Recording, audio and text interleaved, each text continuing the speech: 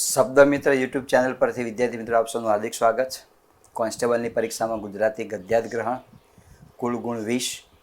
અહીંયા આજના લેક્ચરમાં કુલ 4 પેરેગ્રાફ આપેલા છે અલગ અલગ પ્રકારના, અને આ 4 પેરેગ્રાફમાં કુલ 5 પ્રશ્નો પૂછેલા છે. એક બીજી પદ્ધતિ આપણે આ રીતે વિચારી છે કે કદાચ આ પ્રમાણે પણ અંદર હોઈ શકે, તો આપણે એની પણ ચર્ચા કરીશું. તો એક પેરેગ્રાફમાં કુલ 5 પ્રશ્નો છે, એમ કરીને કુલ 4 પેરેગ્રાફ છે, એટલે કે 20 ગુણનો આ પેરેગ્રાફ છે. તો જોઈએ એમાં ગદ્યાર્થ ગ્રહણમાં સૌથી પહેલાં તમારે કયા પ્રકારનું કામ કરવાનું છે દોસ્તો. જ્યારે ગદ્યાર્થ ગ્રહણનો પ્રશ્ન હોય તો સૌથી પહેલાં તમારે આપેલા ગદ્યાર્થ ગ્રહણને ખૂબ ધ્યાનથી વાંચવું પડે.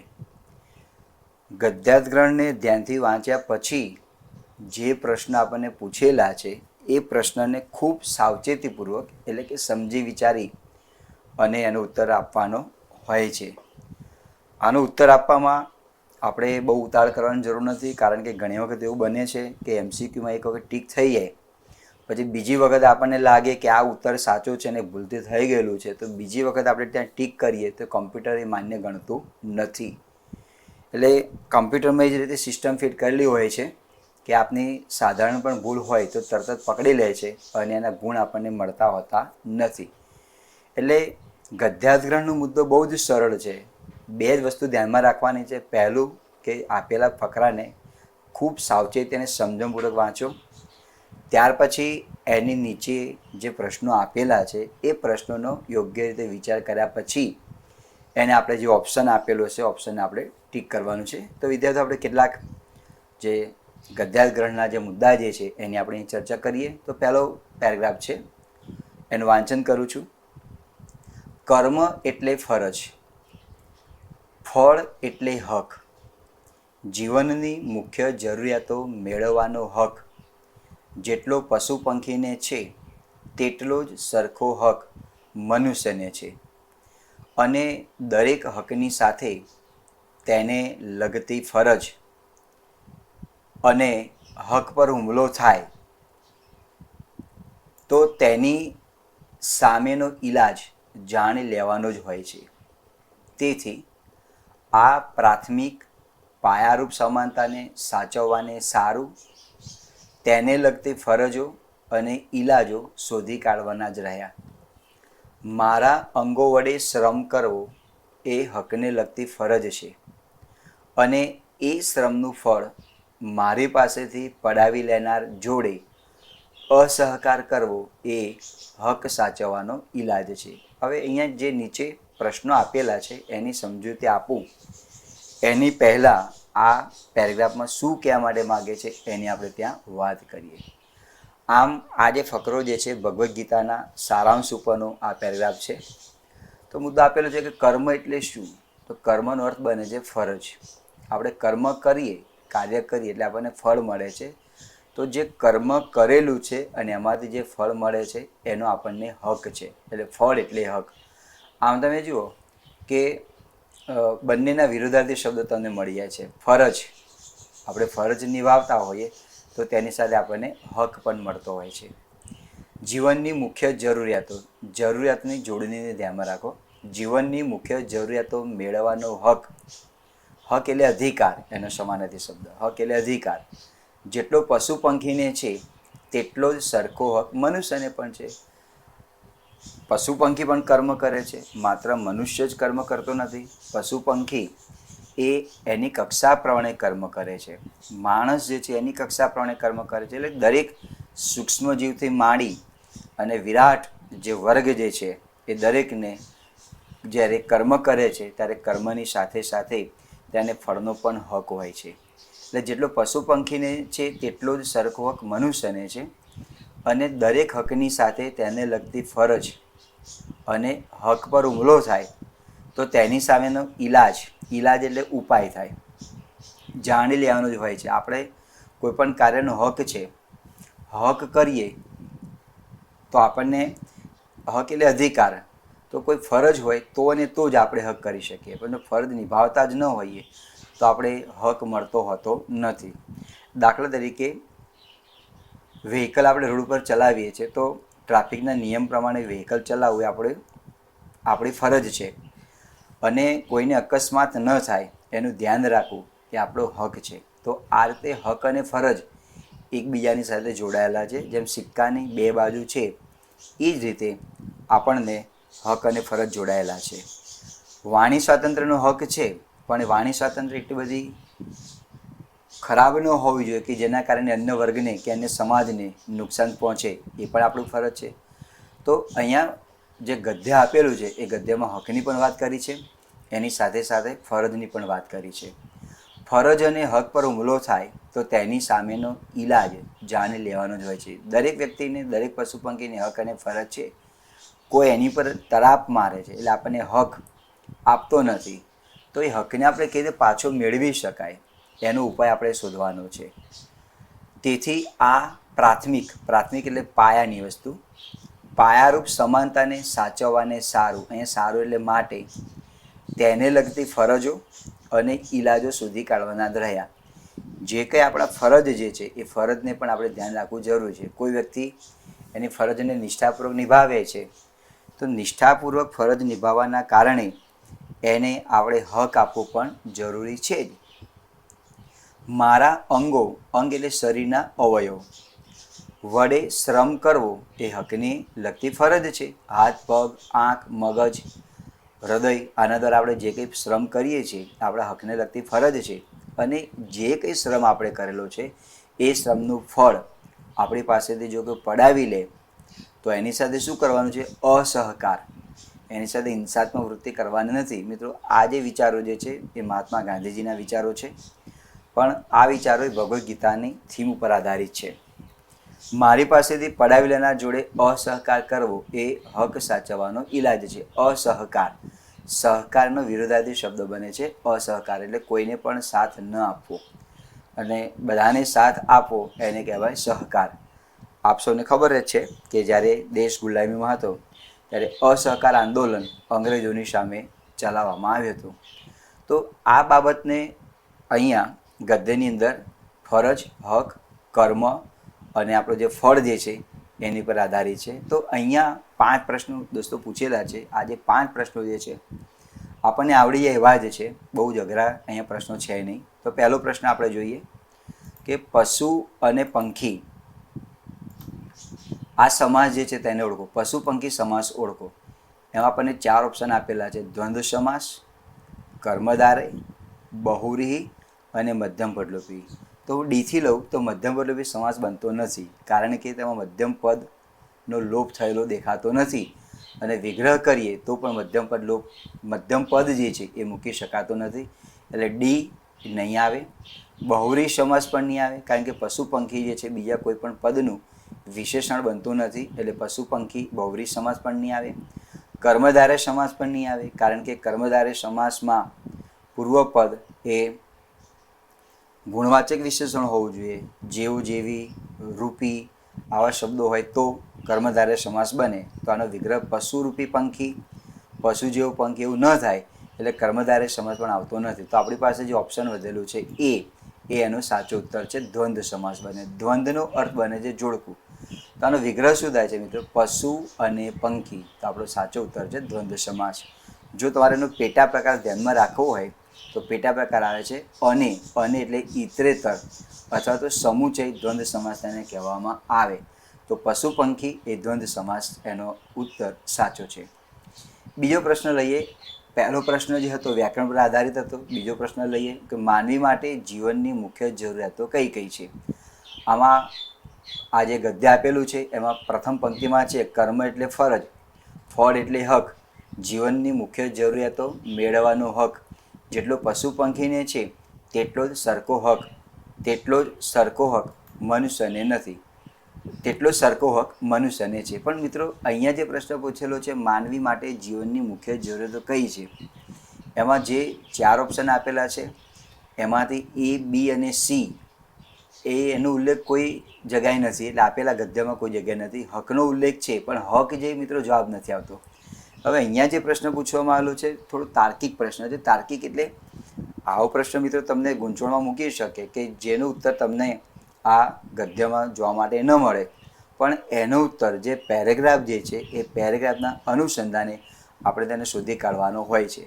તો આપ સૌને ખબર જ છે, સમાજશાસ્ત્ર કે અર્થશાસ્ત્રમાં આપણે ભણેલા છીએ કે માનવીની પ્રાથમિક જરૂરિયાતો 3 છે: રોટી, કપડાં અને મકાન. એકલું મકાન હોય તો પણ ન ચાલે, માત્ર રોટી મળતી હોય તો પણ ન ચાલે. રોટી, કપડાં અને મકાન આ 3 વસ્તુ જરૂરી છે. એટલે કે એને ખોરાક, પહેરવા માટે કપડાં અને રહેવા માટે મકાન, આ પ્રાથમિક જરૂરિયાતો માનવીની છે. માત્ર હક હોય તો પણ ન ચાલે. એટલે પ્રશ્ન જે પૂછેલો છે ગદ્યના અનુસંધાનમાં છે. અહીંયા શબ્દ આપેલો છે મુખ્ય જરૂરિયાતો કઈ છે. તો આ થોડું તાર્કિક રીતે વિચારી અને આપણે તેનો ઉત્તર આપવાનો રહેશે. તો સાચો ઉત્તર જે છે રોટી, કપડાં અને મકાન. ત્રીજો પ્રશ્ન છે હક સાચવવાનો ઈલાજ કયો છે. તો 4 ઓપ્શન જોઈ લઈએ.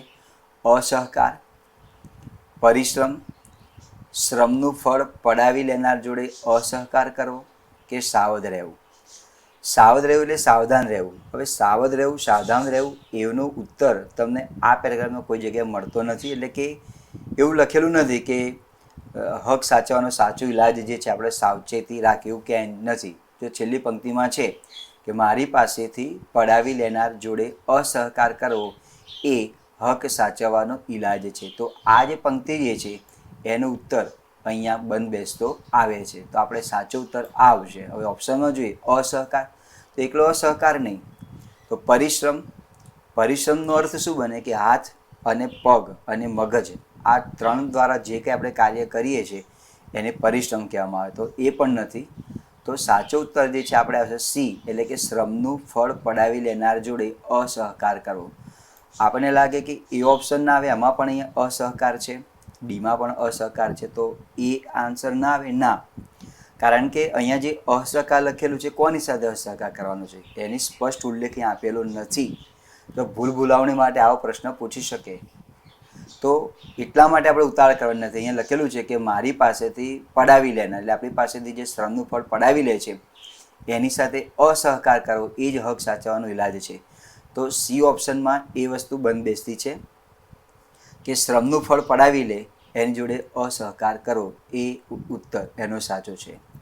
ચોથો પ્રશ્ન છે આપણને હક લેવાનો હક ક્યારે મળે. આપણને ફળ લેવાનો હક ક્યારે મળે. આપણે જ્યારે કોઈ પણ કર્મ કરીએ છીએ, જો કે ભગવદ્ ગીતામાં લખેલું છે કે તું કર્મ કરે યા ફળની આશા ન રાખ. પણ દરેક વ્યક્તિને આજના સમયમાં કર્મ કર્યા પછી એની ફળની તો ઈચ્છા હોય છે જ. 1 મહિનો આપણે કામ કરેલું હોય, નોકરી કરી હોય, તો 1 થી 10 તારીખ સુધીમાં આપણને જે પગાર થાય એ પગારરૂપી જે ફળ જે છે એની આપણે આશા તો રાખતા હોઈએ છીએ.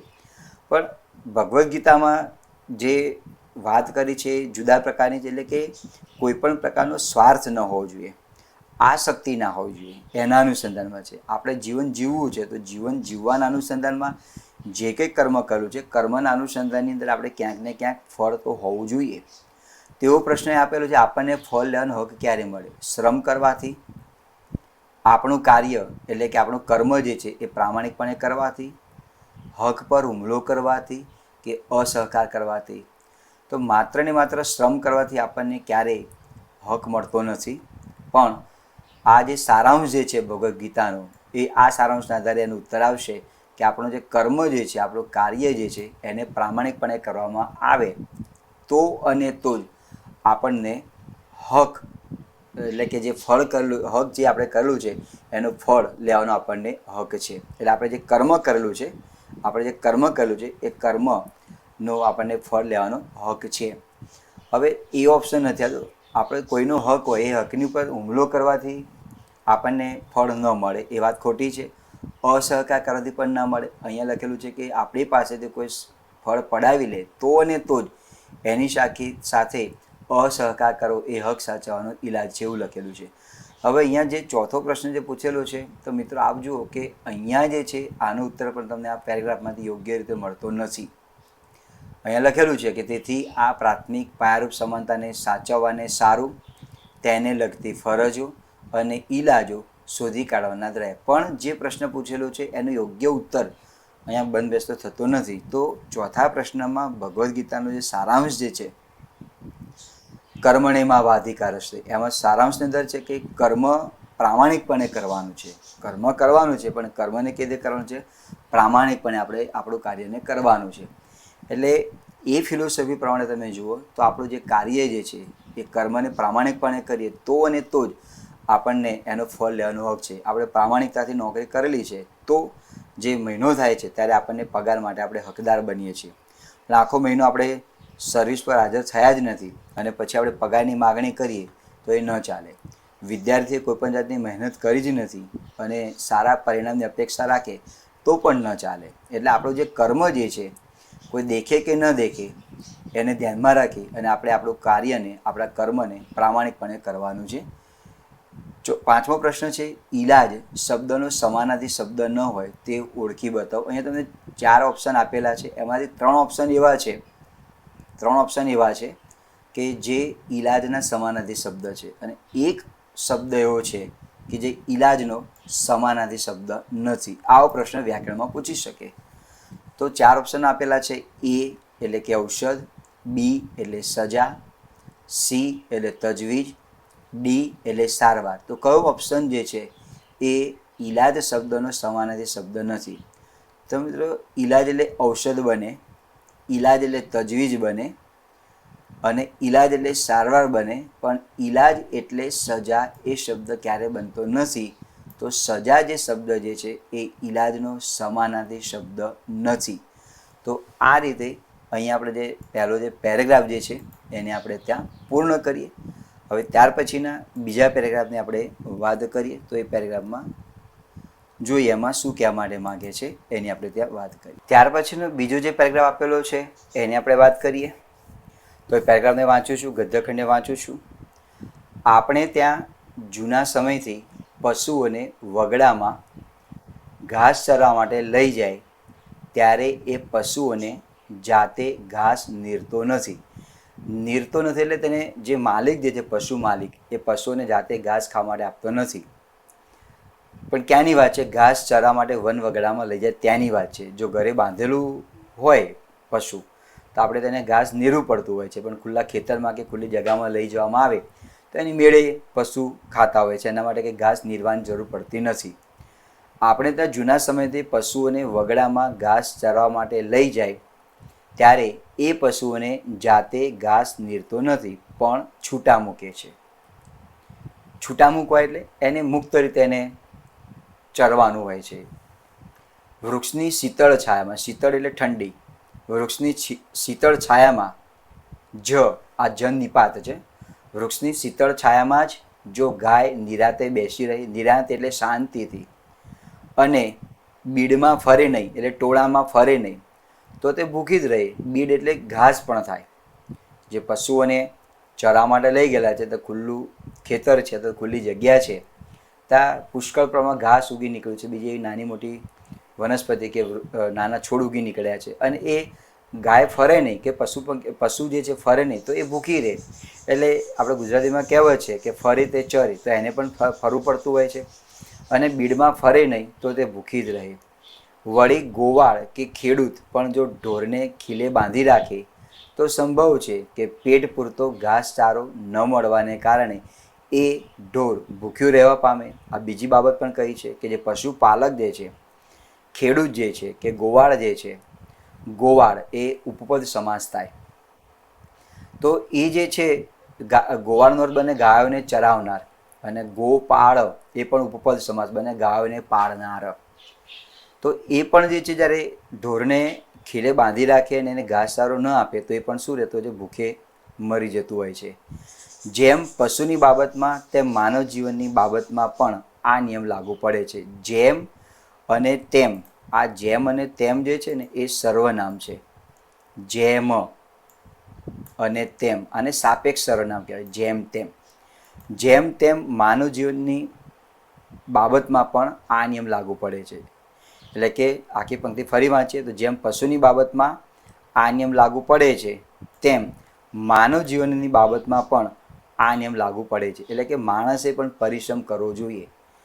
માણસે એમને હાથ પગ બાંધીને બેસી રહે, આળસ કરીને બેસી રહે તો એ કોઈ પણ જાતનું અર્થોપાર્જન કરી શકતો નથી.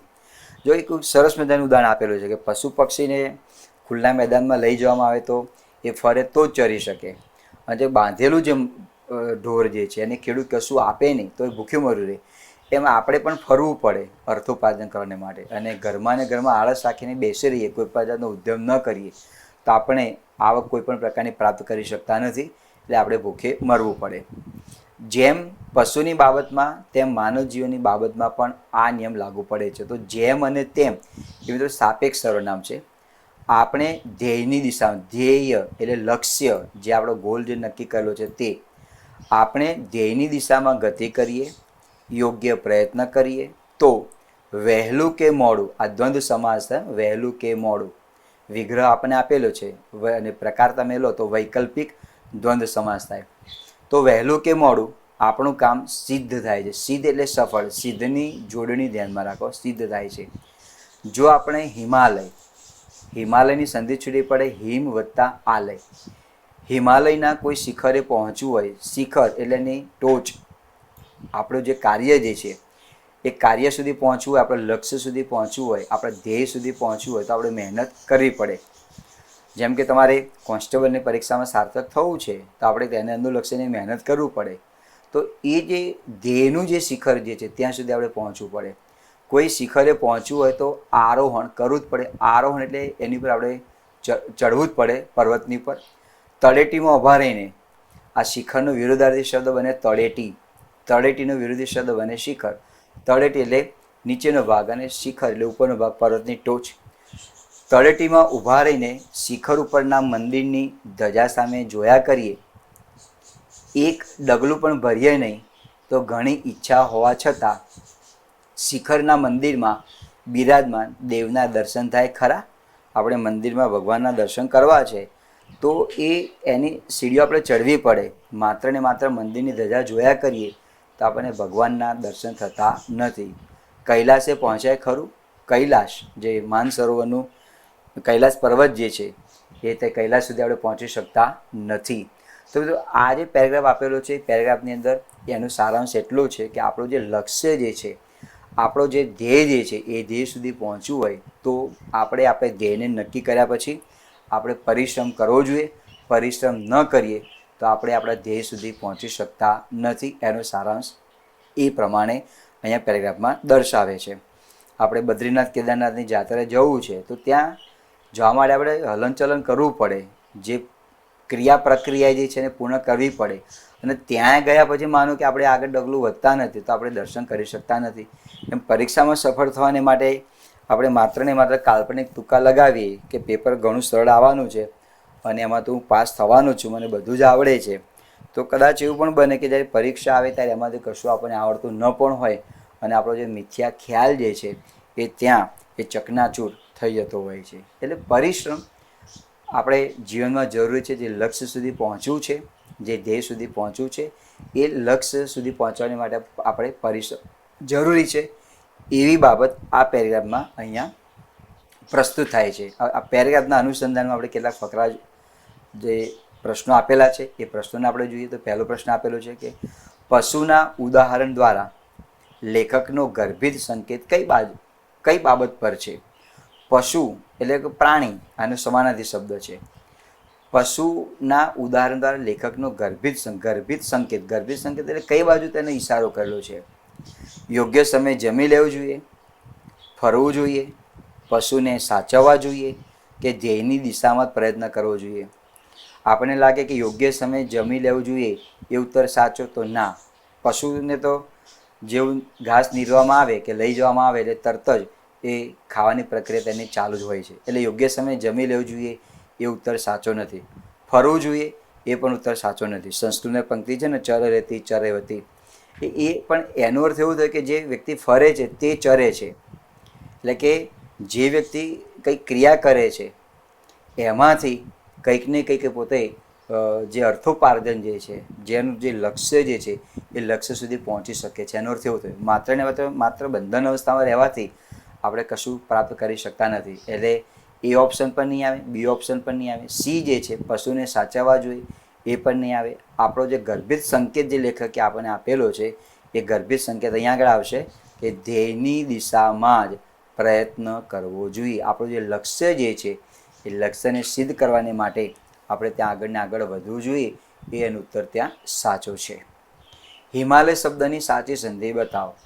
તો 4 ઓપ્શન છે: હિમ વત્તા આલાય, હિમ વત્તા અલય, હિમ વત્તા આલય અને હિમ વત્તા આલય. હવે બધામાં હિમ હિમ તો છે. તો મિત્રો આ રીતે તમને ભૂલ ભૂલાવવાની માટેનો કોઈ પ્રશ્ન આપેલો હોય તો સૌથી પહેલાં તમારે તેની જોડણીને ખાસ ધ્યાનમાં રાખવી જોઈએ. તો પહેલો જે છે હિમ વત્તા આલાય એ તો નહીં જ આવે. હિમ વત્તા અલય એ પણ નહીં આવે, કારણ કે આ જે માં જે છે એટલે કે આ જે છે આ એમાં અ વત્તા અ હોય તો અને તો જ આ બને, એટલે હિમ વત્તા અલય ના આવે. આપણો ઓપ્શન જે છે એ સી ઓપ્શન આવશે, હિમ વત્તા આલય. એટલે મમાં અ છે, અ વત્તા આ, અ વત્તા આ બરાબર આ, એટલે અ વત્તા અ એમ નહીં, અ વત્તા આ બરાબર આ, હિમાલય, હિમ વત્તા આલય. હવે અહીંયા પણ છે હિમ વત્તા આલય, તો આપણે જો ડી ઓપ્શનમાં ટીક કરીએ તો ઉત્તર ખોટો છે, કારણ કે આ જે જોડણી જે છે એ જોડણી આપણે તેની ખોટી છે, એટલે આ જે છે જોડણી ત્યાં આગળ આવશે નહીં. એટલે આપણો સાચો ઉત્તર જે છે એ સાચો ઉત્તર આપણો આવે ડી આવે. હિમ વત્તા આલય આવશે નહીં, સાચો ઉત્તર આપણો સી આવશે, ડી નહીં, સાચો ઉત્તર સી આવશે. જોડણીમાં જો તમે ડી લખો તો જોડણી ખોટી છે, એટલે ડી ઉત્તર નહીં આવે, સાચો ઉત્તર તેનો સી આવશે, હિમ વત્તા આલય. ત્રીજો પ્રશ્ન પૂછેલો છે: જો ગાય નિરાતે બેસી રહે અને બીડમાં એટલે ઘાસની અંદર રહીને ફરે નહીં તો તે ભૂખી રહી, આનું કર્મણી વાક્ય બનાવો. આ વ્યાકરણનો પ્રશ્ન પૂછેલો છે, કર્મણી વાક્ય બનાવો.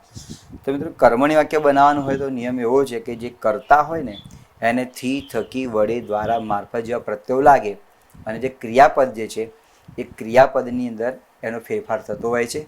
ક્રિયાપદમાં તમારે વાક્યનો કાળ બદલવાનો નથી, જે ક્રિયા જે છે એમને એમ રાખી અને એનો જે ભાવ જે છે એ ભાવને થોડાક શબ્દોમાં પરિવર્તન લાવવાનું છે.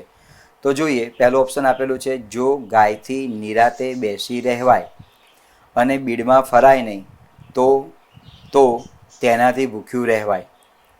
બીજું છે: જો ગાયથી નિરાતે બેસી રહેવાય અને બીડમાં ફરે નહીં તો તે ભૂખી રહે. સી ઓપ્શન છે: ગાય દ્વારા નિરાતે બેસી રહેવાય અને બીડમાં ફરાય નહીં તો તે ભૂખી રહેશે. ડી છે: જો ગાયથી નિરાતે બેસી રહેશે અને બીડમાં ફરાશે નહીં તો તે ભૂખી જ રહે.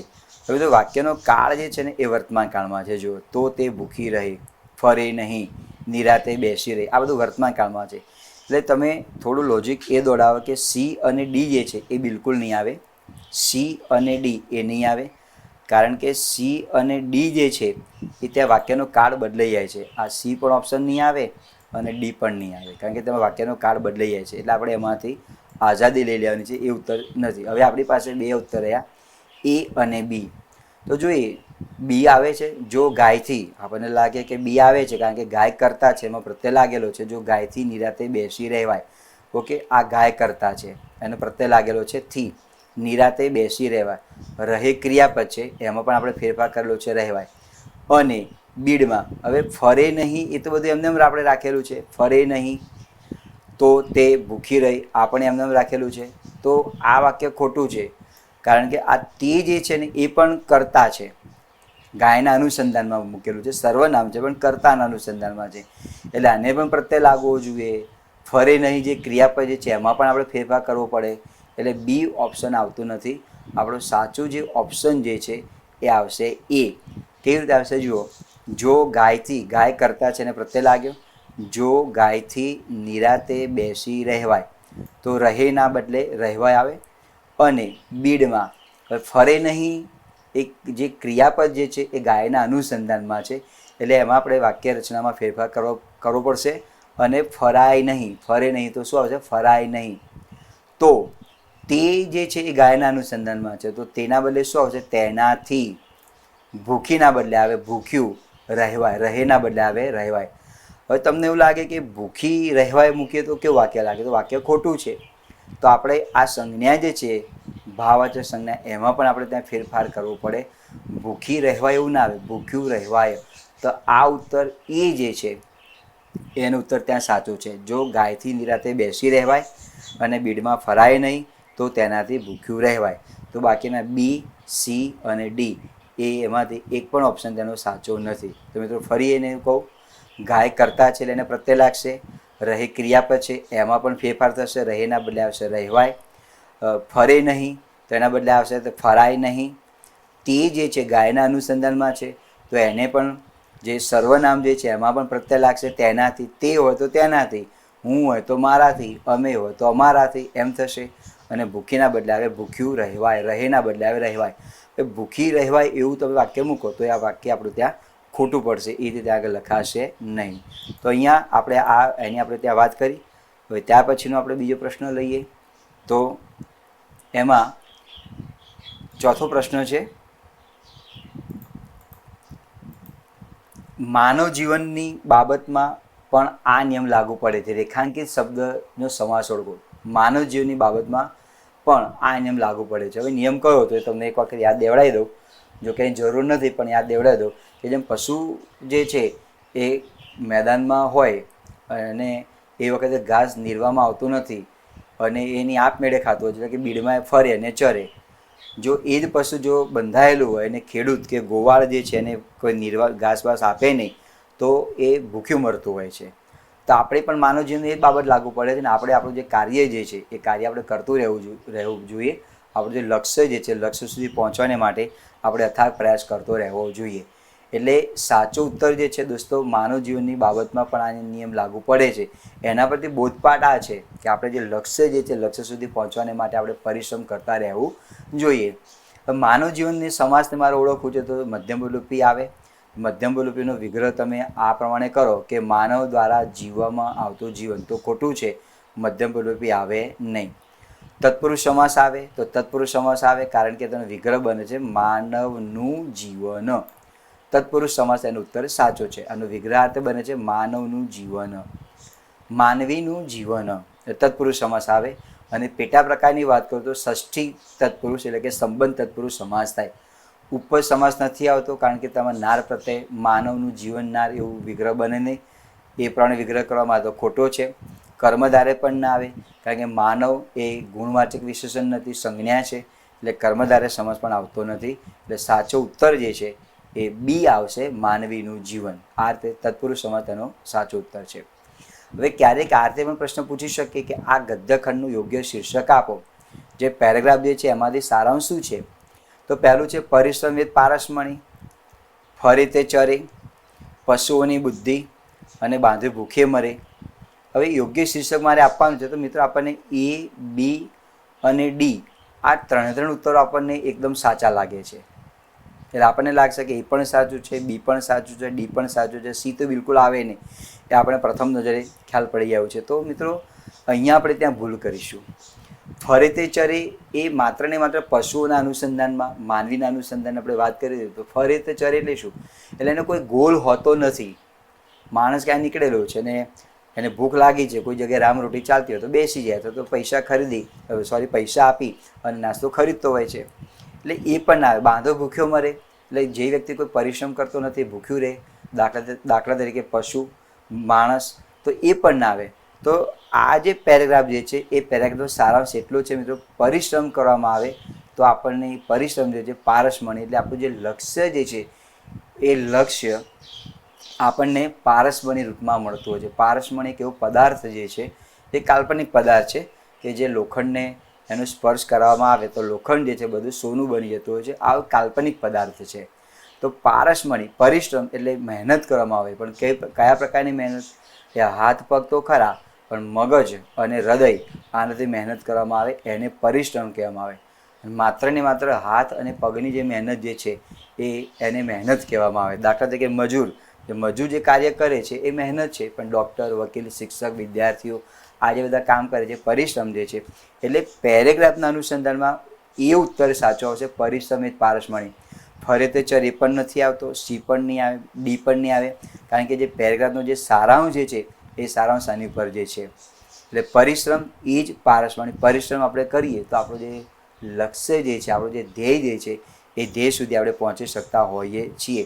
તો આ રીતે મિત્રો આપણો જે બીજો જે પેરેગ્રાફ જે છે એમાં વિવિધ પ્રકારના પ્રશ્નો આપણે પૂછી શકીએ અને જે પ્રશ્નો જે છે એને આપણે ખૂબ સાવચેતીપૂર્વક તેના ઉત્તર આપણે આપવાના હોય છે. હવે ત્રીજો એક પેરેગ્રાફ લઈ લઈએ. તો પેરેગ્રાફમાં આ પ્રમાણે છે, પેરેગ્રાફનું વાંચન કરું છું. સાહિત્યકારે સમજવું જોઈએ. સાહિત્યકાર આ ઉપપદ સમાસ સાહિત્યની રચના કરનાર. જેની પાછળ કાર પ્રત્યે આવે ને એ બધા ઉપપદ સમાસ થાય. સાહિત્યકાર, વાર્તાકાર, કથાકાર, કુંભકાર. સાહિત્યકારે સમજવું જોઈએ કે આ કે જે છે ને એ અહીંયા સંયોજક તરીકે ભૂમિકા ભજવે છે. કોઈ નિપાત બિપાત નથી, આ સંયોજક છે. તેની મહત્તામાં, મહત્તા એટલે તેની મહત્વતા, સમાજનો ભાગ છે. સાહિત્યકારે સમજવું જોઈએ કે તેની મહત્તામાં સમાજનો ભાગ છે. એટલે કોઈ પણ સાહિત્યકાર લોકપ્રિય બન્યો તો લોકપ્રિય બનવાનું કારણ શું? કે જે વાચક વર્ગ જે છે એની સાહિત્યની રચના વાંચી, એની પ્રશંસા કરી અને પ્રશંસાના કારણે એ જે તે સાહિત્યકાર એ ખૂબ પ્રસિદ્ધ બન્યા. એ સમાજનો ભાગ છે. ઉમાશંકરભાઈ જોશી, મેઘાણી સાહેબ, આ બધા ફેમસ છે. તેનું કારણ શું? કે વાચક વર્ગે તેને ખૂબ નજીકથી વાંચ્યા, એની વાહવાહ થઈ. સમાજમાં કોઈ વાંચ્યું જ ન હોય, આ જે વાચક વર્ગ જે છે એને વાંચ્યું જ ન હોય તો એની મહત્વતા થતી હોતી નથી. તો પહેલી પંક્તિનો અર્થ આ પ્રમાણે થાય છે. સાહિત્યકારે સમજવું જોઈએ કે તેની મહત્તામાં સમાજનો ભાગ છે. તેની વ્યક્તિગત, વ્યક્તિગત એટલે અંગત બાબત, આનો સમાનાર્થી શબ્દાર્થ બને. વ્યક્તિગત, અંગત, ખાનગી મોટાઈ સૌને કબૂલ છે. તેની વ્યક્તિગત મોટાઈ સૌને કબૂલ છે. વ્યક્તિગત મોટાઈ એટલે કઈ? કે એને સમાજમાં પ્રસિદ્ધિ પામ્યો પણ એના મનથી વિચારે છે કે હું કંઈક મારું જે લેવલ જે છે એ થોડું અપ થયેલું છે. એ વ્યક્તિગત જે વ્યક્તિત્વ જે છે એ કબૂલ છે. કબૂલ એટલે મંજૂર, એનો સમાનાર્થી શબ્દ. પરંતુ સર્વ પ્રકારની મોટાઈ જૂજ વખતમાં ઐતિહાસિક બની જાય છે. જૂજ વખતમાં એટલે ખૂબ ઓછા જ વખતમાં, જૂજ વખતમાં ઐતિહાસિક એટલે કોઈ ઐતિહાસિક ઘટના જે બની જતી હોય છે, ભૂતકાળ બની જતી હોય છે. સમાજમાંથી વાણા તાણા, વાણા તાણા જે છે એ દ્વંદ્વ સમાસ થાય, વાણા અને તાણા. સમાજમાંથી વાણા તાણા મેળવનાર સાહિત્યકાર. વાણા તાણાના બે અર્થ થાય છે. વાણા તાણા એટલે તંતુ પણ થાય, તંતુને વણાટ કરો. તે સમાજમાંથી જે જુદી જુદી બાબતોને આપણે મેળવીએ છીએ, જાણીએ છીએ, યોગ્ય વસ્તુ, અયોગ્ય વસ્તુ, એ પણ થાય. એક વસ્તુ બીજાની સાથે જોડાયેલી હોય એને પણ કહેવામાં આવે છે વાણા તાણા. એટલે વાણા તાણા, વણવું, તાણા એટલે એના તંતુ. મેળવનાર સાહિત્યકાર અત્યંત પ્રજાકીય હોવો જોઈએ. એટલે પ્રજાકીય એટલે શું? એને લેવલ વધ્યું છે, એની સ્ટેટસ મળ્યું છે તો એનું અભિમાન વધારવાની જરૂર નથી, કારણ કે સમાજના કારણે તેની મહત્તા વધી છે. એટલે એ પોતે જે કંઈ જે છે સમાજના કારણે છે, પ્રજાકીયના કારણે છે. સમાજના બળથી પોસાતું સાહિત્ય જીવનમાં તકતો તાજ શોધતું ફરતું ન હોય. તકતો તાજ એટલે શિરમૌર્ય, મુઘડ જેવું આગળ પડતું એમ. તકતો તાજ શોધતું ફરતું ન. તકતો તાજ એટલે એક પ્રકારની પેશગી. એને એ વિચારે કે મને હજુ પણ બહુમાન મળે, મને હજુ પણ મારું સ્ટેટસ વધે. એ તકતો તાજ આગળ પડતું, સૌથી વધારે આગળ પડતું. ઘણાની ઈચ્છા એવી હોય છે. નદીનો પ્રવાહ આગળ વધે જાય છે. એક મોજું નીચું નમે અને બીજું ઉપર આવે. તમે જો દરિયામાં કે નદીમાં જે મોજા હોય છે એનો પ્રવાહ કેવો છે? ઉપર નીચે થતું હોય છે. આપણે જ્યારે ચિત્ર દોરતા હોઈએ તો પણ આપણી આંખોમાં એ નજર હોય છે અને આપણે એ રીતે તેનો પ્રવાહ કરીએ છીએ, ઉપર નીચે ઉપર નીચે. એટલે એક મોજું નીચે જાય છે, બીજા મોજાને ઉપર ધકેલે છે. ઉપર આવેલું મોજું નીચું જાય છે અને નીચે આવેલું જે મોજું જે છે એને ઉપર ધકેલે છે. એક મોજું નીચું નમે અને બીજું ઉપર આવે. ઉપર આવનાર મોજું નીચે નમી પોતાને ઊંચકનાર મોજાને તિરસ્કારે, એટલે એની સાથેનું વર્તન બેહુદું કરે, તિરસ્કારે, ત્યારે તે ઇતિહાસને, કાર્યકારણના નિયમને ઉલટાવી નાખે છે. કાર્યકારણનો નિયમ એટલે કોઈ કારણ હોય તો કાર્ય બને, કોઈ કાર્ય હોય તો કારણ બને. આ બંને બીજા સાથે જોડાયેલા છે. માનો કે વરસાદ પડે છે તો એનું પડવાનું કારણ તો હોઈ શકે ને. આપણે ચાલતા ચાલતા પડી ગયા તો કંઈ કારણ તો હોવું છે. પડી જવું એનું કાર્ય છે, પણ કારણ શું હોય? તો કારણ અને પરિણામની સાથે જોડાયેલા છે. એ નિયમને ઉલટાવી નાખે છે. ઊંચે ચડેલા મોજાનો એક જ ધર્મ હોઈ શકે. એટલે આપણો જે લેવલ અપ હોય, આપણે સમાજમાં બીજી રીતે ઊંચા હોઈએ તો આપણે જે નીચો વર્ગ જે છે, એટલે કે કોઈ આર્થિક રીતે નીચો છે, બીજો કોઈ એની પાસે કેટલીક વસ્તુ ખૂટે છે, તો એવા વર્ગ નહીં, એવા આપણા મિત્રો નહીં, એવા આપણા સહાધ્યાયને આપણે ત્યાં મદદ કરવાની છે. એ એક ભાવના એ પણ અહીંયા પ્રસ્તુત છે. ઊંચે ચડેલા મોજાનો એક જ ધર્મ હોઈ શકે. નીચે નમી અન્ય મોજાને ઉછળવા માટે ઉચ્ચાલન આપવું. નમન એ ઉન્નતિનો હિલોળો છે. એટલે મિત્રો અહીંયા નમ્રતાનો ભાવ છે, એક શિષ્ટાતાનો ભાવ છે. કોઈ વ્યક્તિ બિલકુલ અધોગતિ તરફ છે તો એની પ્રગતિ કરવા એની થઈ શકે તો એટલા માટે આપણે તેનો હાથ, આપણો હાથ જે છે એ આપણો હાથ એને આપવો જરૂરી છે, અથવા તો તેનો હાથ પકડવો ત્યાં જરૂરી છે.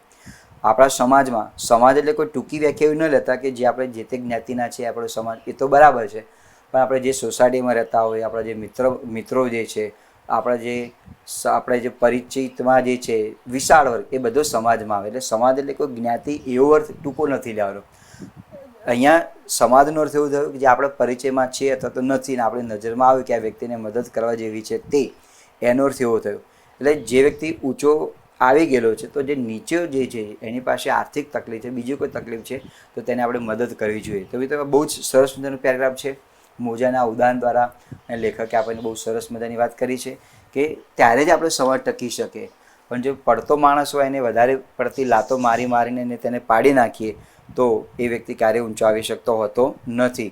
તો એ ઊંચો આવે એના માટે આપણે તેને પાડવાનું નથી, પણ જે ઊંચો વ્યક્તિ જે છે, જે ઊંચી કક્ષાએ પહોંચેલો વ્યક્તિ જે છે એને નીચે નમી એક મોજાની જેમ એમ કાર્ય કરી અને પડતો જે વ્યક્તિ જે છે, ડૂબતો જે વ્યક્તિ જે છે એને આપણે તારવાનો છે. એવો પેરેગ્રાફ, એવી સમજૂતી આ જે પેરેગ્રાફ જે છે એમાંથી અહીંયા આપણે પ્રસ્તુત થાય છે. બહુ સરસ મજાનો આ પેરેગ્રાફ છે. તો એના આધારે આપણે પ્રશ્નોને જોઈએ. પહેલો પ્રશ્ન છે, નમન એ ઉન્નતિનો હિલોળો છે. આ પંક્તિનો અલંકાર ઓળખો. નમન એ ઉન્નતિનો હિલોળો છે. આનો અલંકાર શામાં છે? તો પહેલું આપેલું છે રૂપક, સજીવારૂપણ, ઉત્પ્રેક્ષા, વર્ણાનુપ્રાસ. તો આપણે ડી લઈએ તો મિત્રો વર્ણાનુપ્રાસ અલંકાર આવતો નથી, કારણ કે કોઈ પણ એકના એક અક્ષરનું શબ્દની શરૂઆતમાં પુનરાવર્તન થતું નથી, એટલે ડી નહીં આવે. ઉત્પ્રેક્ષ અલંકાર પણ નહીં આવે, કારણ કે ઉત્પ્રેક્ષ અલંકારમાં જાણે, રખે, શકે આવા શબ્દો હોય તો ઉત્પ્રેક્ષ અલંકાર આવે, એ પણ નહીં આવે. બી સજીવારૂપણ પણ નહીં આવે, કારણ કે સજીવારૂપણ અલંકારનો ભાવ કોઈ પણ પ્રકારનો થતો નથી.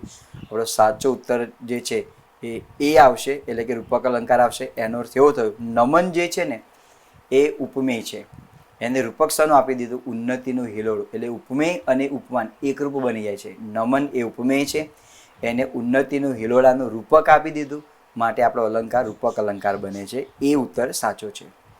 નીચે પડેલી વ્યક્તિને કેવી રીતે ઉન્નત કરી શકે? ઉન્નત એટલે તેની પ્રગતિ કઈ રીતે સાધી શકાય, એને કઈ રીતે આપણે એને ઊંચો લાવી શકાય. સમાજના જે સ્થાન છે, આ જે કંઈ કક્ષાએ માણસ પડી ગયેલો છે તો એને આપણે કઈ રીતે તેને સાથ સહકારના માધ્યમ દ્વારા તેને આપણે ઊંચો લાવી શકીએ. ઉન્નત કરવું એટલે તેને પ્રગતિ કરી શકાય. તો 4 ઓપ્શન લઈએ.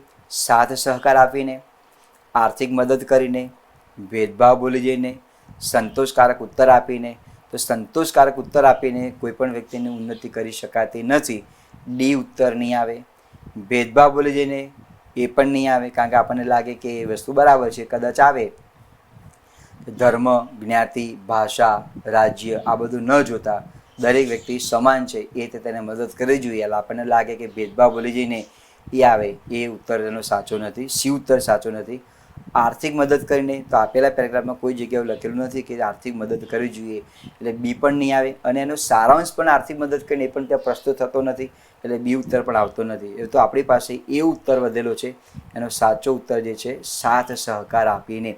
તો અહીંયા સાથ સહકાર આપીને એ જે છે એ મોજાના માધ્યમ દ્વારા પ્રસ્તુત થાય છે. એક મોજું નીચું નમી અને બીજું ઉપર આવે.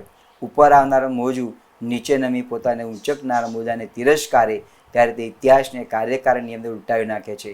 ઊંચે ચડેલા મોજાનો એક જ ધર્મ હોઈ શકે, કયો? નીચે નમી અન્ય મોજાને ઉછાળવા માટે ઉચ્ચાલન આપવું. એટલે કે એનો અર્થ એવો થયો કે જે વ્યક્તિ ઉન્નતિના માર્ગ તરફ નથી એને યોગ્ય સાથ સહકાર આપો. તો આપણો સાચો ઉત્તર જે છે એ આવશે સાથ સહકાર આપીને. એટલે મોજાના માધ્યમમાંથી આ જે વાક્ય જે છે ત્યાં પ્રસ્તુત થાય છે. ત્રીજો પ્રશ્ન છે, સાહિત્યકારને પ્રજાકીય કેમ હોવો જોઈએ? સાહિત્યકારને પ્રજાકીય કેમ કહેવો જોઈએ કે કેમ હોવો જોઈએ? સાહિત્યકાર પ્રજાકીય કેમ હોવો જોઈએ એ રીતે આપણે લઈશું. સાહિત્યકાર પ્રજાકીય કેમ હોવો જોઈએ? અહીં લખેલું છે કે સાહિત્યકાર પ્રજાકીય હોવો જોઈએ, કારણ કે એ કેવું છે, સાહિત્યકારે સમજવું જોઈએ કે તેની મહત્તામાં સમાજનો ભાગ છે. તેની વ્યક્તિગત મોટાઈ સૌને કબૂલ છે, પરંતુ સર્વ પ્રકારની મોટાઈ જૂજ વખતમાં ઐતિહાસિક બની જાય છે. સમાજમાંથી વાણા તાણા મેળવનાર સાહિત્યકાર અત્યંત પ્રજાકીય હોવો જોઈએ. તો આ જે પંક્તિ જે છે એમાંથી ઉત્તર નહીં મળે મિત્રો. એનો ઉત્તર આપણને પ્રથમ પંક્તિમાં મળશે. તો જોઈએ પ્રજાકીય કેમ હોવો જોઈએ? કારણ કે તે સમાજનો એક ભાગ છે, એ ઓપ્શન છે. બી છે તેની મહત્તા વધારે હોય છે. સી છે તે સમાજમાંથી તાણાવાણા મેળવે છે. અને ડી છે તે કાર્યકાળના નિયમને ઉલટાવે છે. તો એ ઉત્તર જે છે નહીં આવે. સમાજનો એક ભાગ છે એ નથી આવતો. અહીંયા લખેલું છે સમાજનો ભાગ છે, એ ઉત્તર ત્યાં બંધબેસતો નથી. તેની મહત્તા વધારે છે એ પણ નહીં આવે, કારણ કે લખેલું છે વ્યક્તિગત મોટાઈ સૌને કબૂલ છે, એ પણ નહીં આવે. સી જે છે તે સમાજમાંથી તાણાવાળા મેળવે છે. તો આ બંધબેસતો ઉત્તર આવે છે, તે સમાજમાંથી તાણાવાળા મેળવે છે. એટલે કે આ ઉત્તર છે સમાજમાંથી તાણાવાળા મેળવનાર સાહિત્યકાર અત્યંત પ્રજાકીય હોવો જોઈએ. અત્યંતની સંધિ છૂટી પડે છે, અતિ વત્તા અંત, એટલે સાચો ઉત્તર એ છે. તાણાવાળા મેળવવા એટલે કઈ માહિતી મેળવવી, કુદરતની જે માહિતી છે એમાંથી પોતે ગદ્યની રચના કરી શકે, પદ્યની રચના કરી શકે, ગઝલ લખી શકે, તો કાવ્ય લખી શકે. અને આ સમાજ જ ના હોય, કુદરત પણ સમાજ છે આપણો, તો એમાંથી કવિ સાહિત્યકાર કેતે લખી શકે. માનો કે માનવીની ભવાઈ નવલકથા પન્નાલાલ પટેલે લખી, તો જે 56નો કાળ જે દુષ્કાળ પડેલો એ ઘટનાને ધ્યાનમાં રાખી, તો એમાંથી સમાજના જે તાણાવાળા મળ્યા અને એમાંથી પન્નાલાલ પટેલે માનવીની ભવાઈ નવલકથા લખી અને એમાંથી પોતે એમની મહત્વતા વધી ગઈ. એટલે આ ઉત્તર જે સી જે છે એ સાચો ઉત્તર આવશે. તે સમાજનો એક ભાગ છે નહીં આવે, કારણ કે એનો ઉત્તર આમાં છે, તે સમાજમાંથી તાણાવાળા મેળવે છે. મેં તમને જે સમજૂતી આપી એ પ્રમાણે સી ઉત્તર તેનો સાચો છે. એટલે કદાચ આપણને લાગે કે એ પણ સાચો છે, બી અને ડી તો આવતો નથી, તો આપણને એ અને સીમાંથી જ આપણે ગડબડ થાય. તો એ ગડબડનો ગોટો ન થાય માટે આ સી ઉત્તર કઈ રીતે આવે છે એ તમને મેં અહીં સમજૂતી આપી. ચોથું છે આ ગદ્યખંડનો બોધ શું છે. આમાંથી બોધ આપણને શું મળે છે? નમ્રતાથી કોઈને મદદ કરવી, અભિમાન રાખવું, સમાજનું ધ્યાન રાખવું, કે નદીના મોજાની જેમ વહેવું. તો બી ઓપ્શન જે છે અભિમાન રાખવું એ નહીં આવે. સમાજનું ધ્યાન રાખવું એ પણ બિલકુલ બંધબેસતો નથી. આપણી પાસે બે ઓપ્શન વધેલા છે, એ અને ડી. તો આમાં આપણે કન્ફ્યુઝન થઈ જાય કે એ ઉત્તર આવે કે ડી ઉત્તર આવે. તો આપણને લાગે કે નદીના મોજાની જેમ વહેવું ઉત્તર સાચો છે, તો એ ઉત્તર સાચો નથી મિત્રો. હવે અહીં ઉદાહરણ આપેલું છે કે નદીનું જે મોજું જે છે, ઊંચે ચડેલા મોજાનો એક જ ધર્મ હોઈ શકે. કહું, નીચે નમી અન્ય મોજાને ઉછાળવા માટે ઉચ્ચાલન આપવું. તો આનો અર્થ એવો થયો, નીચે નમવું એટલે નમ્રતા દાખવવી. નમ્રતા દાખવવી. કોઈ પણ વ્યક્તિ બહુ જ મહાન છે અને મધ્યમ વર્ગનો વ્યક્તિ તેની સામે આવીને ઊભો રહે છે, એ વ્યક્તિ તેને બે હાથ જોડીને પ્રણામ કરે તો તેની નમ્રતા થઈ. તો નદીના મોજાની જેમ વહેવું એ ઉત્તર નહીં આવે. આપણો ઉત્તર જે છે એ આવશે, નમ્રતાથી કોઈને મદદ કરવી. નમ્રતાથી મદદ કરવી એટલે મદદ કર્યા પછી કોઈ પણ જાતનો વિવેક ભૂલવાનો નથી, કોઈ પણ જાતનું અભિમાન પણ રાખવાનું નથી. તો આ જે ઉત્તર જે છે નમ્રતાથી કોઈને મદદ કરવી, એનો ઉત્તર ત્યાં સાચો છે. એટલે એ અને ડીમાં આપણને કન્ફ્યુઝન લાગે, પણ જે ભાવાર્થ જે છે એ ભાવાર્થ અહીંયા પ્રસ્તુત એ થાય છે. શબ્દ સમાટેનો એક શબ્દ આપેલું છે આપણને, ક્રિયાનો ઉદ્દેશ કે હેતુ હોય તો એને શું કહેવાય? કાર્યકારણવાચક કહેવાય, કાર્યકારણ કહેવાય, ક્રિયાતિપત્યર્થ કહેવાય કે જનક્રિયા કહેવાય.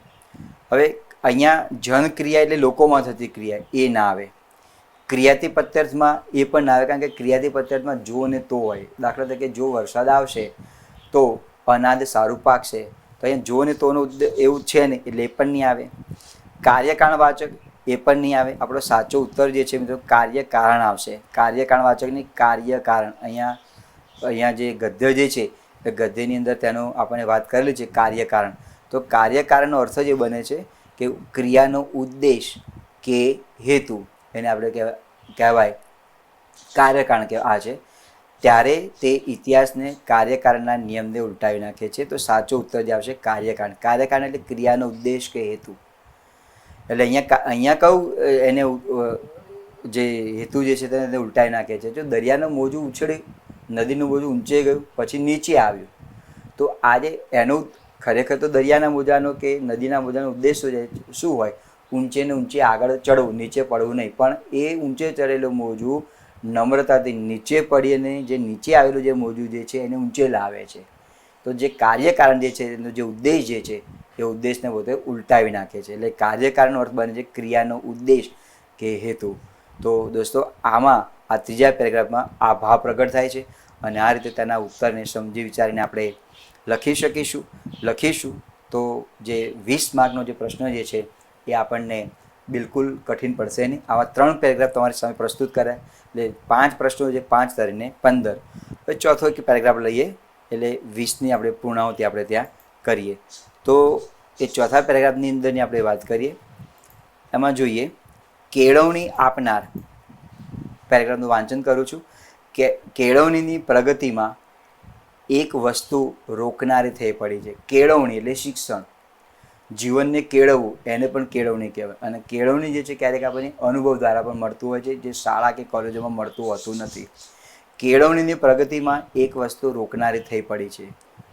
કઈ છે? જુઓ કે શિક્ષક વિના શિક્ષણ લેવાય જ નહીં, આવી બધાને માન્યતા હોય છે. શિક્ષક વિના શિક્ષણ લેવાય જ નહીં, એ વહેમ સમાજની બુદ્ધિને રૂંધી નાખે છે. એટલે આનો બે રીતે તાર્કિક થઈ શકે. એક માર્ગદર્શક તો આપણી પાસે હોવું જોઈએ, પણ આ વિચારો ગાંધીજીના છે. એનો કહેવાનો મતલબ એવો છે કે આપણે વિચારતા હોય કે હું કશું જ નહીં કરી શકું, ક્લાસીસમાં જઈશ તો જ મને આવડશે, કોઈ શિક્ષક મને શીખવાડશે તો જ મને આવડશે, બાકી મને નહીં આવડે. પણ જો આપણે શીખવાની ધગશ હોય, એકલવ્યની જેમ, એકલવ્યને ગુરુએ ના પાડી હતી કે હું તને ધનુષ વિદ્યા નહીં શીખવાડું, આનું જ્ઞાન નહીં આપું, તો એકલવ્ય નિરાશ થઈને તરત તેને એક પ્રતિમા સરસ મજાને બનાવી અને ગુરુનું ધ્યાન ધરી અને એની જે ધનુર્વિદ્યા હતી એ પોતે પારંગત ત્યાં બન્યા. એટલે એ વસ્તુ પણ ત્યાં આગળ ખોટી છે. શીખવાની આપણે ધગશ હોવી જોઈએ. તો આ એક વધારે પડતો મનોભાવ છે કે શિક્ષક વિના આપણે શિક્ષણ લઈ જ શકીએ નહીં. એ વહેમ સમાજની બુદ્ધિને રૂંધી નાખે છે. તો કયો વહેમ સમાજની બુદ્ધિને રૂંધે છે? કે શિક્ષક વિના આપણે શિક્ષણ લઈ શકતા નથી. રૂંધવું એટલે અટકાવી દેવું. મનુષ્યનો ખરો શિક્ષક તે પોતે જ છે. એટલે કે આપણો જે અનુભવ જે છે, આપણો જે આત્મા જે છે, એ જ આપણો શિક્ષક છે. આપણા આત્મા, હા, અક્ષર જ્ઞાન મેળવવા માટે આપણે શાળામાં જવું પડે, પણ માનો કે આપણો કોઈ વેપાર જે છે, બિઝનેસ છે, એને કેવી રીતે ચલાવવું એ આપણને કોઈ, ભલે આપણે MBA ભણ્યા હોય કે BBA ભણ્યા હોય કે કોઈ બીજું કોઈ આપણે માસ્ટર ડિગ્રી પ્રાપ્ત કરી હોય, તો એનું નોલેજ એમાં ન મળે. એ શીખવાને માટે આપણે આત્મજ્ઞાન હોવું જોઈએ કે મારે બિઝનેસને મારે કેવી રીતે વધારવો છે, મારે એમાં મહેનત કઈ રીતે વધારવી છે સફળ થવાને માટે. એ જે છે ને એ પોતાની બુદ્ધિને આધારિત છે. એટલે દરેક વ્યક્તિ પોતે પોતાનું જ શિક્ષક છે, આવું સ્વામી વિવેકાનંદનું વાક્ય છે. દરેક વ્યક્તિ પોતે પોતાનું જ શિક્ષક છે. અને એથી વિશેષ કહું તો એમ આવે કે દરેક વ્યક્તિ એ અનુભવના માધ્યમ થકી શીખે છે. એટલે પણ કહેવત છે કે અનુભવ એ મોટા મોટો શિક્ષક છે. ખરો શિક્ષક તે પોતે જ છે. આજકાલ આ દ્વંદ્વ સમાસ થાય, આજ અને કાલ. તો શિક્ષણ પોતાની મેળે મેળવવાના સાધનો પણ પુષ્કળ થઈ પડ્યા છે. જે વ્યક્તિને જાતે શીખવું છે એવા કેટલાય સાધનો છે જે આપણે મેળવી અને વ્યક્તિ જાતે શીખી શકે છે. અનેક વસ્તુનું જ્ઞાન સહુ ખંતથી મેળવી શકે છે. ખંત એટલે ધગશ, ખંત એટલે લગ્ની, એનાથી મેળવી શકે છે. અને જ્યાં શિક્ષકની જરૂર પડે છે ત્યાં, જ્યાં અને ત્યાં, આજે છે સાપેક્ષ સર્વનામ છે, પોતે મેળવી લે છે. તો જ્યાં જે આપણને એવું લાગે કે આનો કોઈ ઉપાય નથી, તો તે જગ્યાએ આપણે શિક્ષકની જરૂર હોય તેનું માર્ગદર્શન લઈ અને આપણે આગળ વધવું જોઈએ. બાળક જેમ જેમ ક્રમશઃ મોટું થતું જાય છે તેમ તેમ એની માતા જે છે એની શિક્ષક છે. એને ખાવું પીવું, બેસવું ઉઠવું આ બધું એ માં શીખવાડે છે. તો એ એની શિક્ષક જે છે. પછી અનુભવ દ્વારા એ જાતે કપડાં પહેરવા, સ્નાન કરવું, માથું ઓળાવવું આ બધું જાતે શીખી શકે છે. એટલે પછી ત્યાં એને શિક્ષકની જરૂર પડતી નથી. તો આ ગદ્યની અંદર લેખકને કહેવા માટે માગે છે કે જ્યાં શિક્ષકની જરૂર હોય ત્યાં આપણે એનું માર્ગદર્શન પણ ત્યાં લઈ શકીએ છીએ. પછી બીજું બહુ સરસ મજાની વાત મિત્રો કરી છે, અનુભવ, એક્સપિરિયન્સ એ મોટામાં મોટી નિશાળ છે. એટલે કોઈ જગ્યાએ આપણે જોબ માટે ગયા હોય ખાનગી, તરત જ પૂછે તમારો અનુભવ શું છે. સરકારી નોકરીને પૂછતા નથી, તમને આ પરીક્ષાને પાસ કરી દો એટલે તરત જ તમને નોકરી મળી જાય મેરિટના આધારે. પણ કોઈ ખાનગી કંપનીમાં આપણે ગયેલા હોઈએ તો તરત જ પૂછે ભાઈ તમારો અનુભવ શું છે. તો અનુભવના આધારે વ્યક્તિ ઘડાતો હોય છે, માટે આ પ્રશ્ન પૂછતા હોય છે તમારો અનુભવ શું છે. મોટા મોટી નિશાળ છે. અનેક ધંધા તો શાળામાં ન શીખાય. એટલે અમુક બાબતો આપણે શાળામાં શીખવી શકતા હોતા નથી. દુકાન હોય તો કરિયાણાની દુકાન કે સ્કૂલમાં ખોલવામાં ના આવે, આ રીતે ચલાવવામાં આવતી હોય. કોઈ લેબ જે છે એ કોઈ વ્યક્તિને એમાં રસ છે તો એ સ્કૂલમાં બનાવવામાં ન આવે, આ રીતે તમે ધંધો ચલાવી શકો. એ અનુભવના દ્વારા, બજાર એક અનુભવ છે, એના માધ્યમથી આપણે તેને શીખી શકતા હોઈએ છીએ. પણ તે ધંધાના કૌશલ એટલે ચતુરાઈ, હોશિયારી, આવડત દુકાન કે કારખાનામાં શીખાય છે. આ બધું શીખવું હોય ને તો અનુભવ, એટલે આપણે જે તે બિઝનેસમાં આપણે જોડાવું હોય એ બિઝનેસ થકી આપણે ત્યાં એનો અનુભવ આપણે શીખી શકીએ છીએ. જેમાં રસ હોય એ રસમાં રહી અને આપણે તેનો અનુભવ કરી શકીએ છીએ. શાળાનું જ્ઞાન ઘણીવાર પોપટી હોય છે. પોપટી એટલે ગોખણિયું હોય છે. એ જ્ઞાન જે છે બીજી કોઈ જગ્યાએ કામમાં ના આવે. તમે પુસ્તક વાંચ્યું કે ઘોડા પર સવારી કઈ રીતે કરી શકાય, એમાં લખેલું હોય કે આ રીતે ઘોડા પર સવારી કરાય. તો પુસ્તક વાંચવાથી ઘોડા પર સવારી આપણને આવડી જતી નથી કે પાણીમાં તરતા આવડતું નથી. તો એના માટે પાણીમાં તરવાની પ્રેક્ટિસ કરવી પડે, એટલે કે અનુભવ લેવો પડે. ઘોડા પર બેસવાનો અનુભવ લેવો પડે, કરવો પડે. તો અને તો જ આપણે ઘોડે સવારી જે છે આપણે યોગ્ય રીતે કરી શકીએ અને પાણીમાં યોગ્ય રીતે તરી શકીએ. પણ એ વાંચન જે છે માત્ર ને માત્ર પોપટનું જ્ઞાન છે. એ અનુભવથી જ આપણે આપણું જે કાર્ય જે છે એને સિદ્ધ કરી શકીએ. અનુભવ વિના આપણે કાર્યને સિદ્ધ કરી શકતા હોતા નથી. ધંધાઓની બહારનું જ્ઞાન પુસ્તકોમાંથી મળે છે. એટલે મોટી ઉંમરે પહોંચેલા જે વયોવૃદ્ધ જે છે, જે એ લોકોને સારું એટલે અહીંયા સુંદર શાળાની જરૂર કરતાં ઈચ્છાની, હવે આવા ઉંમરવાળા માણસોને શાળાએ જવાની જરૂર નથી, પ્રૌઢ ક્લાસમાં જવાની જરૂર નથી, ટેકનોલોજી માનો કે નથી ફાવતી તો કંઈ વાંધો નહીં, પણ એમની પાસે શીખવાની ઈચ્છા, ખંત અને આત્મવિશ્વાસની જરૂર છે. અમુક ઉંમરે પહોંચેલા માણસને શાળામાં કે જવાની જરૂર નથી, અથવા તો તેની પાસે કોઈ અનુભવ નથી અને કોઈ નવી ટેકનોલોજી આવી છે, કોઈ નવો બિઝનેસ આવ્યો છે અને એને શીખવાની ઈચ્છા છે, તો આ 3 ગુણ તો તેનામાં હોવા જોઈએ. ઈચ્છા હોવી જોઈએ, એ શીખવા માટેની ખંત હોવી જોઈએ અને એના માટેનો આત્મવિશ્વાસ હોવો જોઈએ. તો અને તો જ એ કેળવણીને પ્રાપ્ત કરી શકે છે. મિત્રો આ જે પેરેગ્રાફ જે બહુ સરસ મજાનો પેરેગ્રાફ છે અને બહુ સરસ મજાના વિચારો અહીં આપણને મહાત્મા ગાંધીજી આ પેરેગ્રાફમાં પીરસેલા છે. તો જોઈએ આપણે એના આધારે કેટલાક પ્રશ્નો છે. લેખકના મત પ્રમાણે મનુષ્યનો ખરો શિક્ષક કોણ છે? અનુભવ, પોતે જ, શાળા અને પુસ્તક. તો મનુષ્યનો ખરો શિક્ષક કોણ છે એ પ્રશ્ન આપણને પૂછેલો છે. તો અનુભવ શબ્દ નહીં આવે. આ પંક્તિમાં છે કે મનુષ્યનો ખરો શિક્ષક તે પોતે જ છે. સેલ્ફ, એ પોતે જ છે. એટલે આપણો સાચો ઉત્તર આવશે પોતે જ. હવે સી અને ડી તો બિલકુલ બંધ બેસતા છે નહીં. પેરેગ્રાફના અનુસંધાને આપણને એ અને બીમાં થોડી મૂંઝવણ થાય તો આપણે એમાં પણ આપણે ટીક કરીએ, પણ એ ઉત્તર સાચો નથી, બી ઉત્તર સાચો છે. એ આવશે ત્યાં આગળ પોતે જ આવશે. મનુષ્ય એ પોતે જ પોતાનો જ શિક્ષક છે. મોટી ઉંમરે એટલે કે પ્રૌઢ, એનો શબ્દ માટેનો એક શબ્દ છે. માણસોની કેળવણી માટે લેખક કયો માર્ગ સૂચવે છે? પ્રૌઢ વ્યક્તિ જે છે એને કંઈ શીખવું છે તો તેનામાં કયા ગુણ હોવા જોઈએ? ઈચ્છા, ખંત અને આત્મવિશ્વાસનો માર્ગ, અનુભવનો માર્ગ, શાળાએ જવાનો માર્ગ કે વસ્તુના જ્ઞાનનો માર્ગ? સી અને ડી આ ઉત્તર બિલકુલ તેમાં આવતો નથી. શાળાએ જવાનો માર્ગ અને વસ્તુના જ્ઞાનનો માર્ગ બિલકુલ ઉત્તર આવતો નથી. આપણી પાસે એ અને બી એ ક્યાંક બંધ બેસતા લાગે છે. તો મિત્રો એ અને બીમાં જોઈએ તો બી આવતો નથી. અહીં લખેલું છે કે શાળાની જરૂર કરતાં ઈચ્છાની, ખંતની અને આત્મવિશ્વાસની જરૂર છે. તો આપણો સાચો ઉત્તર આવશે એ. મોટી ઉંમરે એટલે કે પ્રૌઢ માણસોની કેળવણી માટે લેખક કયો માર્ગ સૂચવે છે? ઈચ્છા, ખંત અને આત્મવિશ્વાસનો માર્ગ સૂચવે છે. આપણો ઉત્તર એ સાચો છે. આ ગદ્યખંડને યોગ્ય શીર્ષક આપો. શું આપીશું? સાચી કેળવણી, પોપટિયું જ્ઞાન, સાચો શિક્ષક કે શીખવાની ધગશ? આપણને લાગે બી અને સી જે છે એ નહીં આવે. આપણને જો કદાચ કન્ફ્યુઝન થતું હોય તો એ અને ડીમાં થતી હોય કે સાચી કેળવણી પણ આવે કે શીખવાની ધગશ આવે.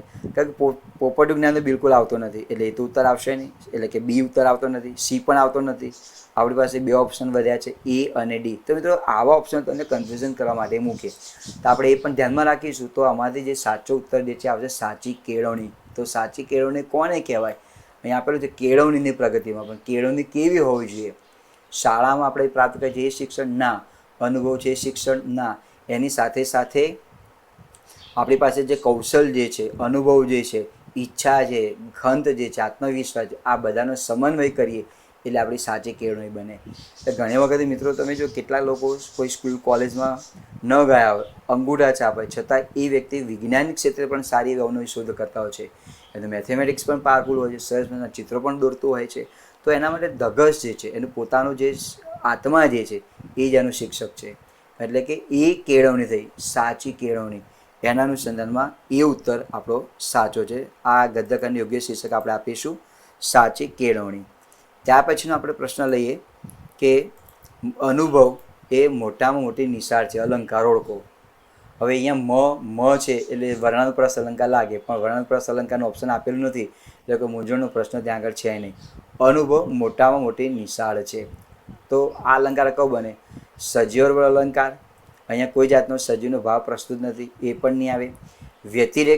વ્યતિરેક આપણને લાગે કે વ્યતિરેક અલંકાર એ અહીંયા ઉપમેયની ઉપમાન કરતાં ચડિયાતું બતાવવામાં આવેલું છે, એટલે વ્યતિરેક અલંકાર આવે, એ આપણને એ લાગે.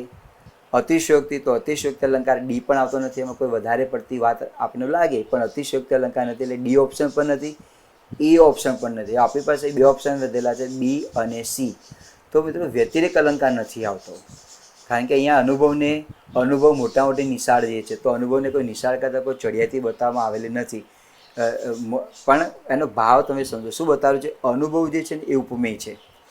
અનુભવને શાનું રૂપક આપ્યું? અનુભવ એ મોટા મોટી નિશાળ છે, એ તો અનુભવ ઉપમેય છે, અને મોટા મોટી નિશાળ જે છે એ રૂપક આપી છે, ઉપમાન છે. એટલે અહીંયા ઉપમેય અને ઉપમાન એકરૂપ બને છે, માટે આપણો સાચો ઉત્તર જે છે એ રૂપક અલંકાર બને. અનુભવ એ મોટા મોટી નિશાળ જે છે એ રૂપક અલંકાર બને, એટલે સી ઓપ્શન બિલકુલ આવતો નથી. અહીંયા કોઈને કોઈ કરતાં ચડિયાતું બતાવવામાં આવતું નથી. એનો ભાવાર્થ એવો છે કે અનુભવ મોટા મોટી નિશાળ છે, અનુભવ ઉપમેય છે, એને રૂપક આપી દીધેલું છે મોટા મોટી નિશાળ, એ આપણો ઉત્તર સાચો છે. આપેલા શબ્દોમાંથી ઉપપદ સમાસ ઓળખીને બતાવો. આજકાલ, પ્રગતિ, શિક્ષક અને આત્મવિશ્વાસ. તો જોઈએ મિત્રો, આજકાલ દ્વંદ્વ સમાસ બને, એ ઉપપદ સમાસ નથી. પ્રગતિ એ અવ્યયભાવ સમાસ છે, એટલે પણ ના આવે. અને આત્મવિશ્વાસ તત્પુરુષ સમાસ છે, એટલે કે પોતાની જે આત્મવિશ્વાસ, એ પણ ના આવે. તો આપણી પાસે ઓપ્શન જે છે સી, શિક્ષક, એ ઉત્તર સાચો આવશે. શિક્ષકનો અર્થ બને છે શિક્ષા આપનાર નહીં, પણ આપણે એનો અર્થ લેવાનો છે શિક્ષણ આપનાર. હા, એનો અર્થ જો તમે શિક્ષા આપનાર લખો તો વાક્યનો ભાવાર્થ આખો બદલી જાય છે. શિક્ષા એટલે આપણે એનો અર્થ એવું સમજીએ છીએ કે શિક્ષા એટલે સજા. અહીંયા શિક્ષા એટલે સજા નહીં, અહીંયા શિક્ષા એટલે શિક્ષણ, એવો અર્થ લેવાનો છે. એટલે શિક્ષક, ક એટલે આપનાર, ક એટલે કરનાર, શિક્ષણ કરનાર એવો અર્થ લો તો પણ ખોટો છે. શિક્ષા આપનાર, તો શિક્ષક જે છે એ ઉપપદ સમાસ બને. તો મિત્રો, આ જ રીતે આપણો જે કોન્સ્ટેબલમાં જે 20 માર્કનું જે ગદ્યાર્થ પૂછવાનું છે, એમાં આ લેક્ચરમાં, વિડીયોઝ લેક્ચરમાં 4 પેરેગ્રાફ તમારી સામે પ્રસ્તુત કર્યા, અને એમાં કુલ 5 પ્રશ્નો, એટલે કુલ એમ 20 ગુણનો આ પ્રશ્નને મિત્રો અહીંયા આપણે ત્યાં પૂર્ણ કરીએ છીએ. એ પંક્તિ છે કે લહરો સે ડર કર નૌકા પાર નહીં હોતી, લહરો સે ડર કર નૌકા પાર નહીં હોતી, કોશિશ કરને વાલો કી હાર નહીં હોતી. આપ એ તો કોશિશ સતત કરતા રહેશો તો આપણું જે લક્ષ્ય જે છે કોન્સ્ટેબલ સુધી પહોંચવાનું, ખાખી વર્દી પહેરવાનું, તો આપણે ખાખી વર્દીમાં 4 ચાંદ લાગી જશે અને આપણે સુસજ્જ બનશો. એવી શુભેચ્છા સાથે મિત્રો આપ સૌનો ખૂબ ખૂબ આભાર. જય હિન્દ, જય જય ગરવી ગુજરાત.